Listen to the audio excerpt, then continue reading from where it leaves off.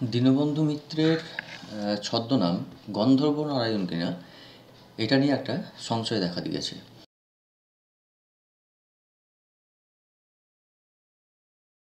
প্রকৃতপক্ষে গন্ধর্ব নারায়ণ তার ছদ্মনাম কিনা এটা আমরা প্রামাণিক তথ্য যোগে একটু দেখে নেব।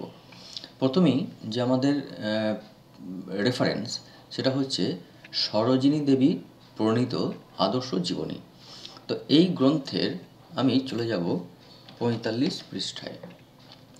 দেখুন, এখানে দীনবন্ধু মিত্রের যে জীবনী আলোচনা করা হয়েছে তাতে দীনবন্ধু মিত্রের পিতৃদত্ত নাম বলা হচ্ছে গন্ধর্ব নারায়ণ। লোকে তাকে গন্ধ বলিয়া রাখিত। এরপর কলকাতায় যখন তিনি শিক্ষালাভের জন্য এলেন এবং ইংরেজি শিক্ষা যখন শুরু করলেন, তারপরে তার গন্ধর্ব নারায়ণ নামটি পরিত্যাগ করে দীনবন্ধু নাম গ্রহণ করলেন। এটা একটা রেফারেন্স। আমাদের এই গ্রন্থটির রচয়িতা সরোজিনী দেবী, যিনি আদর্শ জীবনী অনেক মহান ব্যক্তিদের জীবনী তিনি রচনা করেছেন। নেক্সট আমরা দেখে নেব দীনবন্ধু মিত্র কবি ও নাট্যকার, মিহির কুমার দাসের লেখা। এই বইয়ের আমরা চলে যাব 18 পৃষ্ঠায়। দেখুন, এখানে দীনবন্ধু মিত্রের জীবন ও সাহিত্য এই আলোচনা করতে গিয়ে তিনি বলছেন কালাচাঁদ মিত্রের 6 পুত্র। কালাচাঁদ মিত্র অর্থাৎ দীনবন্ধুর পিতা। সেই 6 পুত্রের নামগুলি দেখুন, তার মধ্যে একটি নাম হচ্ছে গন্ধর্ব নারায়ণ। গন্ধর্ব নারায়ণ পিতৃদত্ত নাম পরিত্যাগ করে গ্রহণ করেছিলেন দীনবন্ধু নাম। ঠিক আছে, তাহলে গন্ধর্ব নারায়ণ সব ক্ষেত্রেই দেখা যাচ্ছে যে তার পিতার দেওয়া নাম।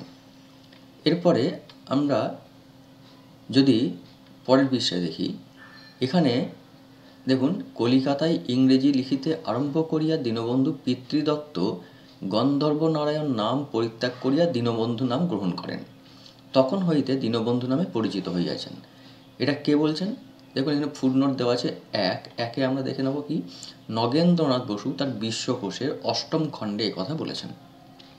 ঠিক আছে, এছাড়া আমরা পরবর্তী আরেকটি তথ্য দেখে নেব, যেটা হচ্ছে সংসদের বাঙালি চরিতাবিধান। এখানেও দেখুন দীনবন্ধু মিত্রের পিতৃদত্ত নাম গন্ধর্ব নারায়ণ। ঠিক আছে, তাহলে কোনোভাবেই কিন্তু গন্ধর্ব নারায়ণ দীনবন্ধু মিত্রের ছদ্মনাম হতে পারে না।